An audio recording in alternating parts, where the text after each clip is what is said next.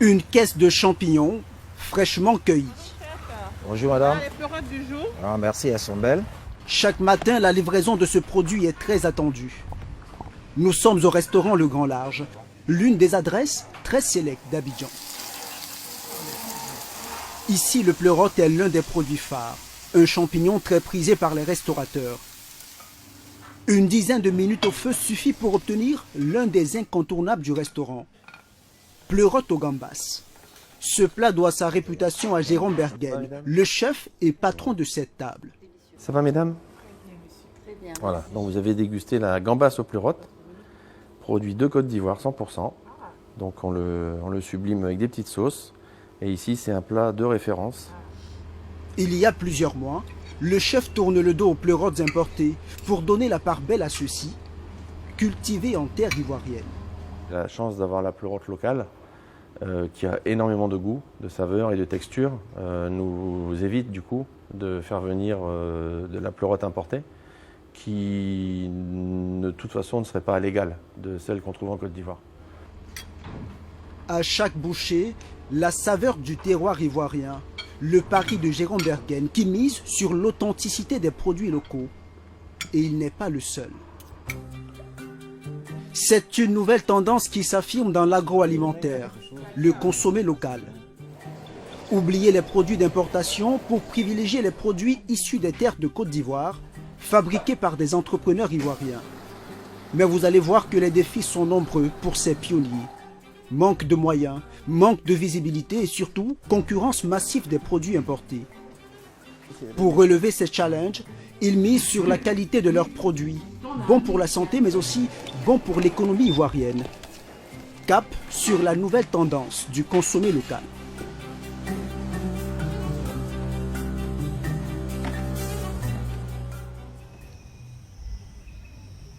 À une soixantaine de kilomètres d'Abidjan, dans le sud de la Côte d'Ivoire, la journée débute dans cette champignonnière.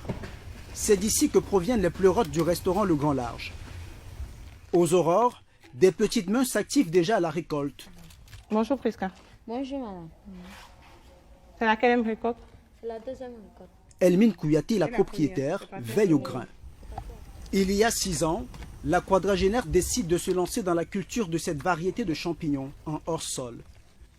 Une technique qui vise une production intensive en réduisant le temps de maturation de 12 à 3 mois. Elle en est l'une des pionnières en Côte d'Ivoire. C'est bon. Dans ces sachets, du compost à base d'épluchures de manioc, de sciure de bois ou encore de feuilles de bananier. Une agriculture verte et raisonnée dont Elmine se sert pour distinguer son pleurote à valeur ajoutée de ceux de la grande distribution. Je me suis dit, mais attends, pourquoi ne pas aller sur quelque chose d'un peu spécial parce qu'au supermarché, j'achetais chaque fois des pleurotes très chères. Sur le besoin alimentaire, le besoin nutritionnel, parce que je voulais me mettre dans des projets d'amélioration de l'assiette de l'Africain. L'entrepreneur a investi pas moins de 60 millions de francs CFA pour développer 6 autres champignonnières comme celle-ci.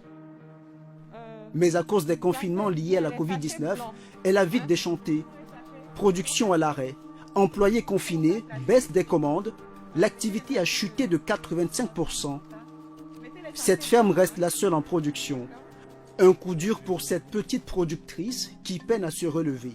Nous sommes confrontés à s'exercer à la résilience chaque fois. Parce qu'aucune banque ne va vouloir financer déjà l'activité. Nous sommes toujours traités d'activité à risque. Donc c'est aussi à cela que nous sommes confrontés.